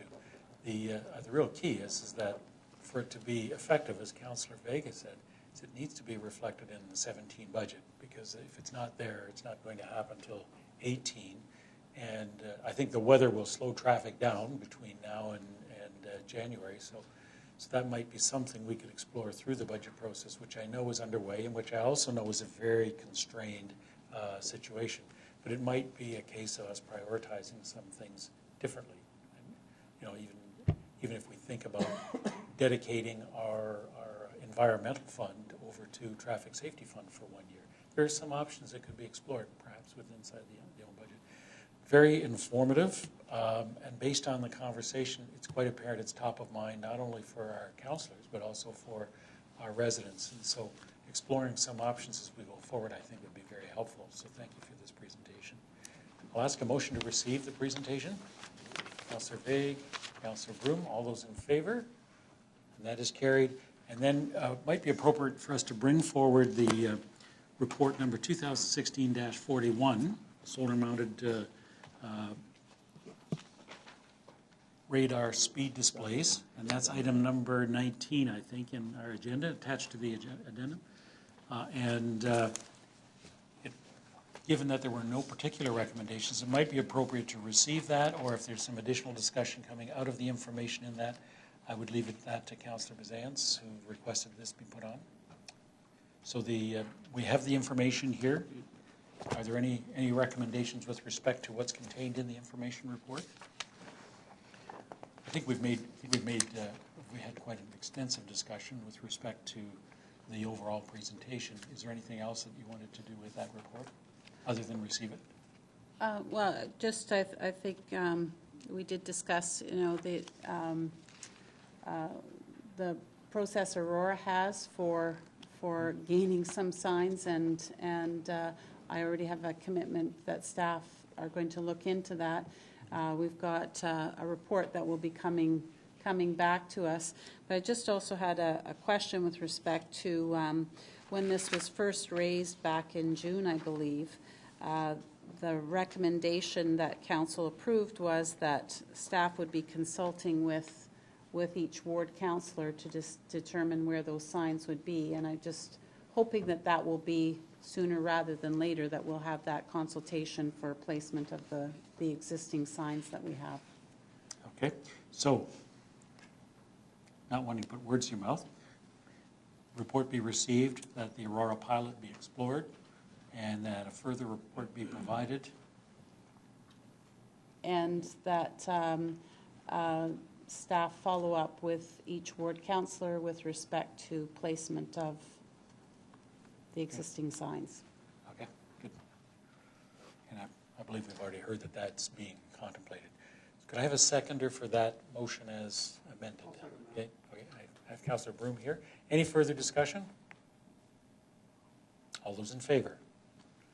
That is carried. I see that we have just turned the corner at 3 o'clock. I wonder if we should take a 10-minute break, and we'll be back at 3:15.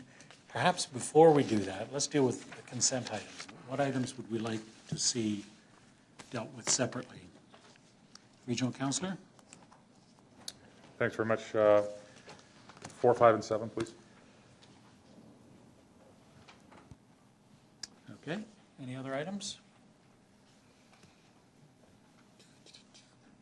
And the action item is item number 16.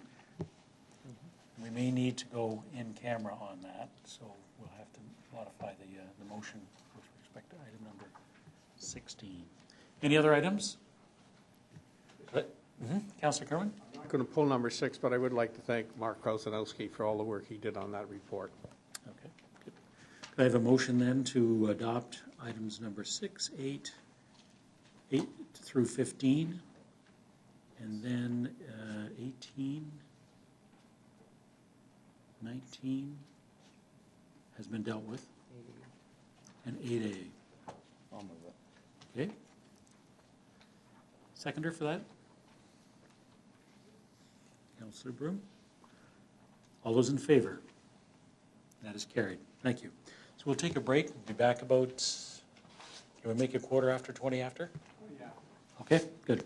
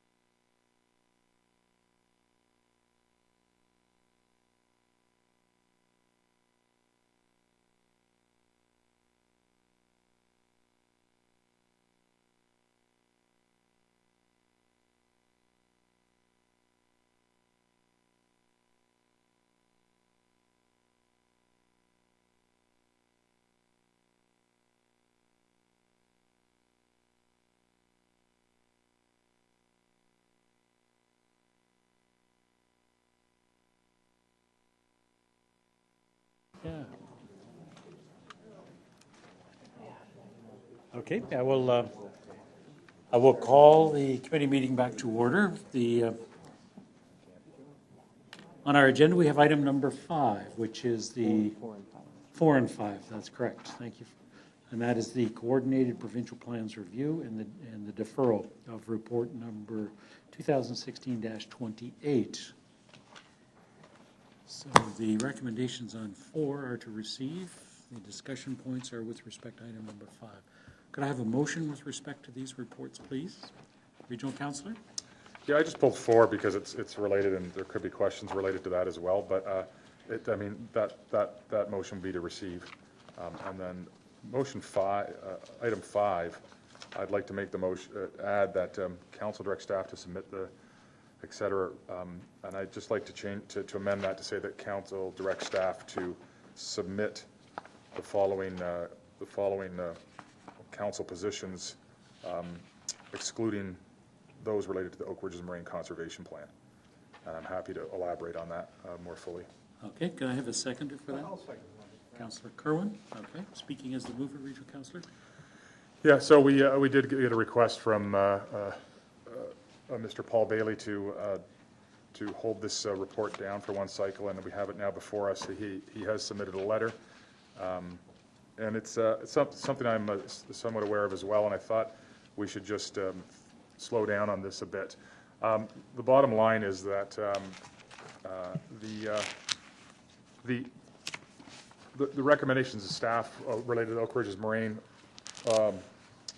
Plan review refer it here, and you can see them on page 41 at the bottom, that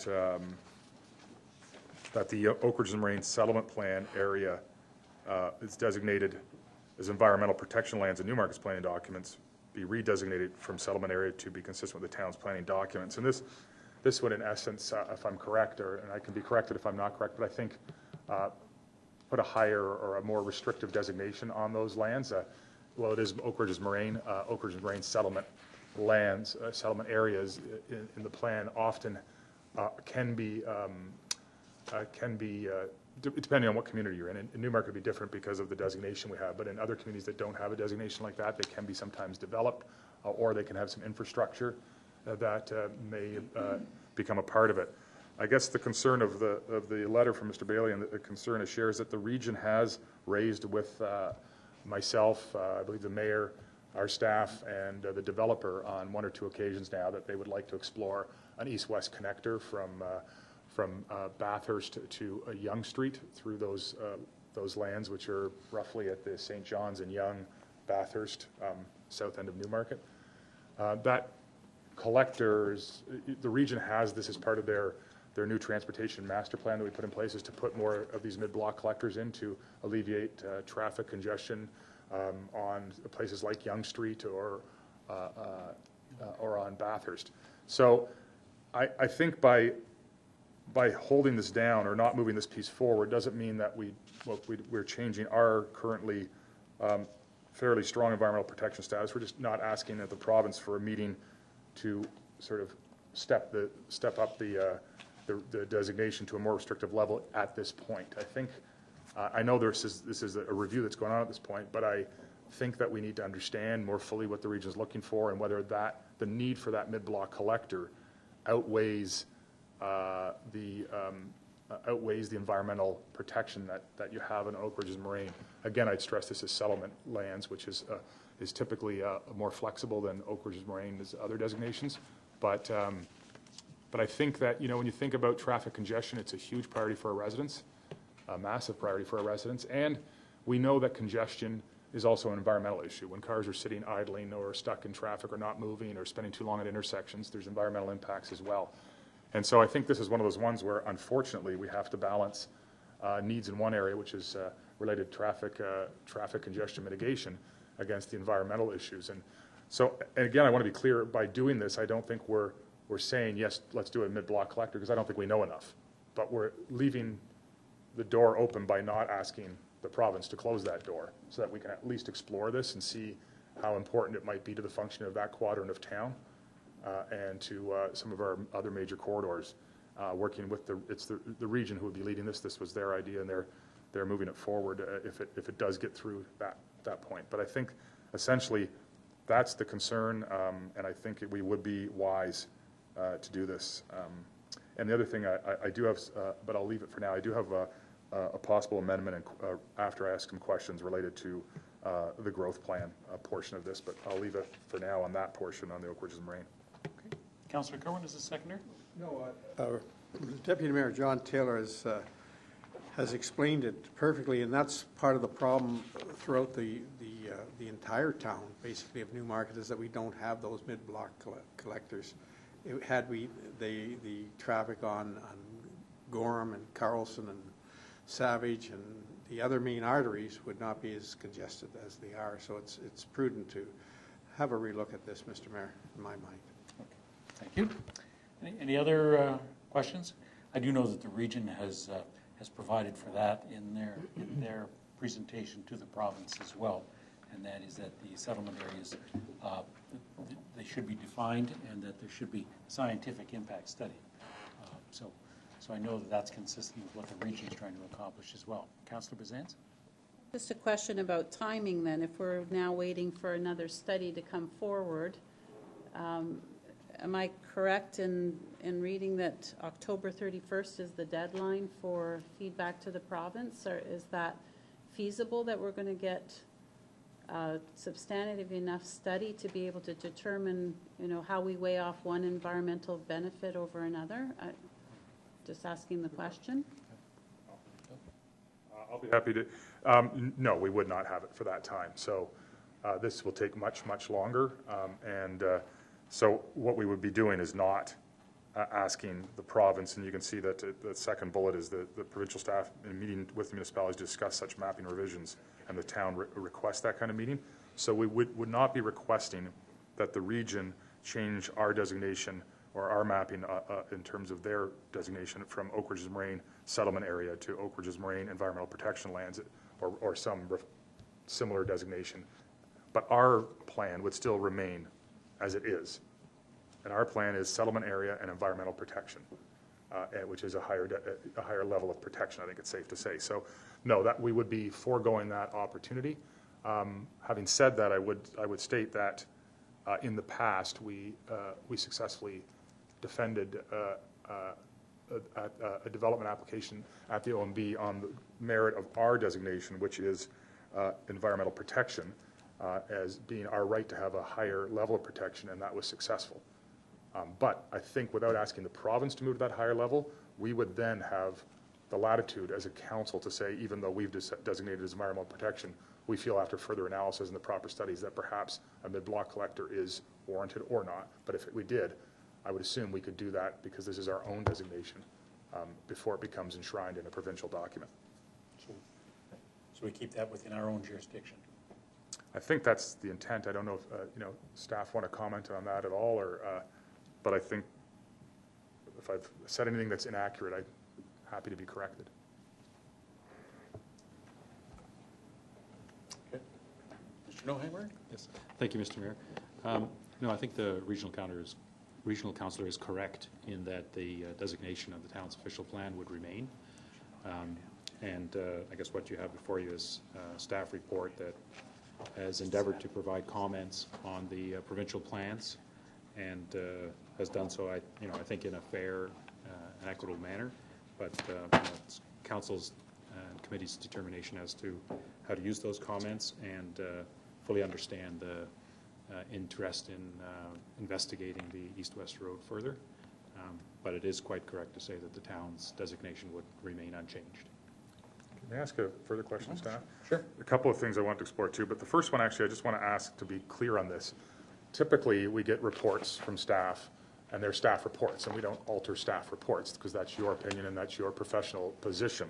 In this case, though, am I correct? Because I just really want to be clear that we're being given a report from staff that's suggesting these are positions that you can, as a council, choose to forward as council's position to the province, and therefore choosing to include one or not is a rightful decision of council, and we're not infringing upon your autonomy as the authors of reports. I mean, because this doesn't happen often that we would say to not include a piece, but I think, am I correct that this is different because this is authorizing an official council position to be forwarded? Yes, through you, Mr. Mayor, that would summarize it correctly. I think the intent here was to provide information before committee and council in an effort to provide a town position back to the region and province on the documents that they've submitted as draft. Like in the past, when they had the consultation on these documents, the towns provided comments based on staff information and reports, and so likewise that would be the case this time, and it would be the complete discretion of committee and council as to what to forward to the region and province. Okay, thank you. And so my final question or point is, with relation to the growth plan, there was a significant amount of debate and discussion that went on in the region about this. And of course, there's a much greater level of concern the other member municipalities of the region than with us, because we're so built out that virtually everything we do is intensification. So meeting many of the targets the province is laying out will not be terribly strenuous for us, but some of the new higher targets have left concern with them. But I would like to ask, in bullet number 2 under the growth plan, we refer to the major transit stations, and therefore we need a target to a minimum of 160 residents John per hectare, and the Rapidway stations product, the GO train, 150 jobs, residents and jobs per hectare, et cetera. And you're just talking about which one would apply, but in general, have we looked at our secondary plan, and as our secondary plan stands, could it support those kinds of targets in those areas? I mean, I think the answer is yes, but I just thought I would ask about that. Yeah. I would call upon the Director of Planning to just clarify, but I'm of the same understanding as you, is that the designations in our secondary plan are consistent with intensification of what is being proposed, but I'll ask our Director to provide the answer to that question directly. Thank you. Mr. Nethery? Excuse me. Yes, but that was, pardon me, that was all tested as part of the original preparation of the secondary plan to come up with the appropriate densities and those targets. So what it really boils down to is simply a matter of which one are you applying in those different areas. So we're just seeking some clarification there. Okay, I just thought, because I know we did that originally, but I could be wrong, but I think these targets are now higher than was contemplated at that time, right? Because that was on a 40% scenario with, I think, lower jobs and persons per hectare. But, we were sort of above that anyway, okay, in the context of what we needed to do for the kind of growth that we were anticipating there. Okay. And my final question, and this one I actually would like to hear some staff feedback on whether we can address this with the comments we're sending in, either through getting maybe a quick look at it through this week and getting some recommended wording or language for a recommendation back next week, or whether we do it now. But it could be through staff direction until council.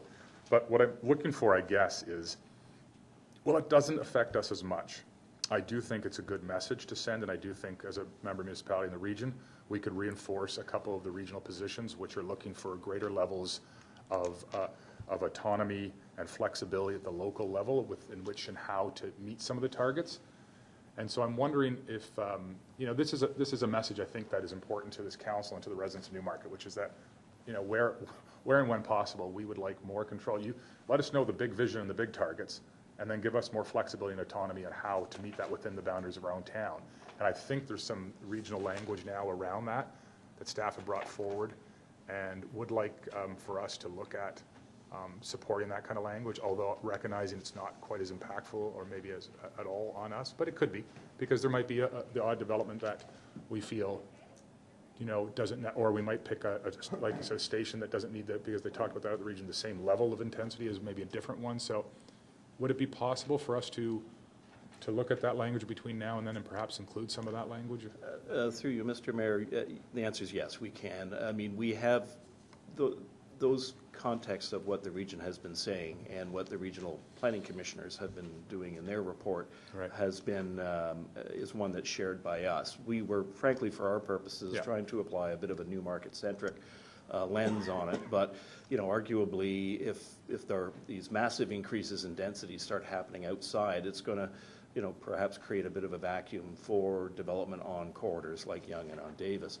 So it's not an inappropriate comment. I'm just not sure how you would want to do it. The report's already before you. I suppose we could have an addendum report that goes to council that just simply addresses that issue. If that's possible, exactly. Yeah, just so that we could include one more comment as an addendum or within this to be forwarded that would address and support that kind of thinking. I mean, it's not unlike, if I may, Mr. Mayor, your earlier question about, can you pull out a section? And the report is the report.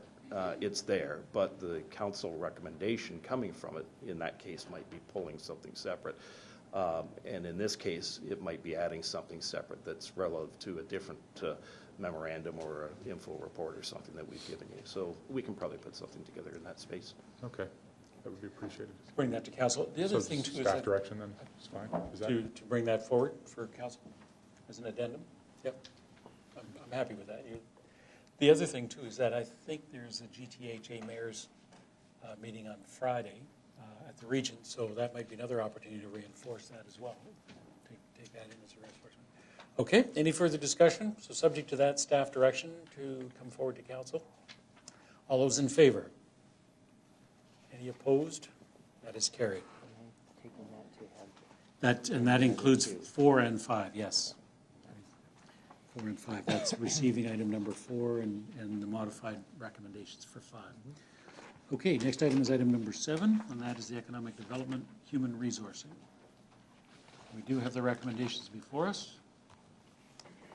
Could I have a motion? Moved by the regional councillor, seconded by Councillor Bazance. Okay. Discussion. Regional councillor is the mover.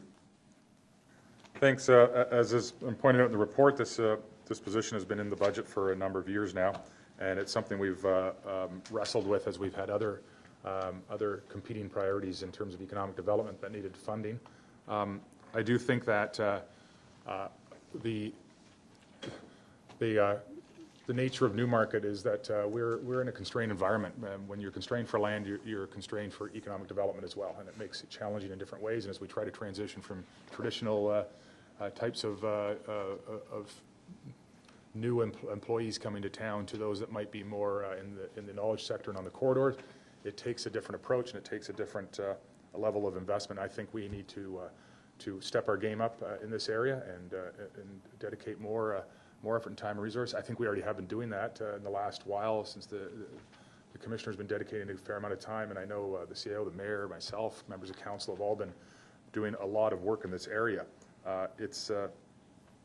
So I support this move. I think I will say that I'm actually glad that in the interim while we were making this final decision, we've built up a reserve which will allow us to very strategically and almost surgically apply resources to very specific aspects of our plan and our approach to help us succeed, particularly on the corridors. And so I think that'll become a very useful and very valuable reserve as we move forward.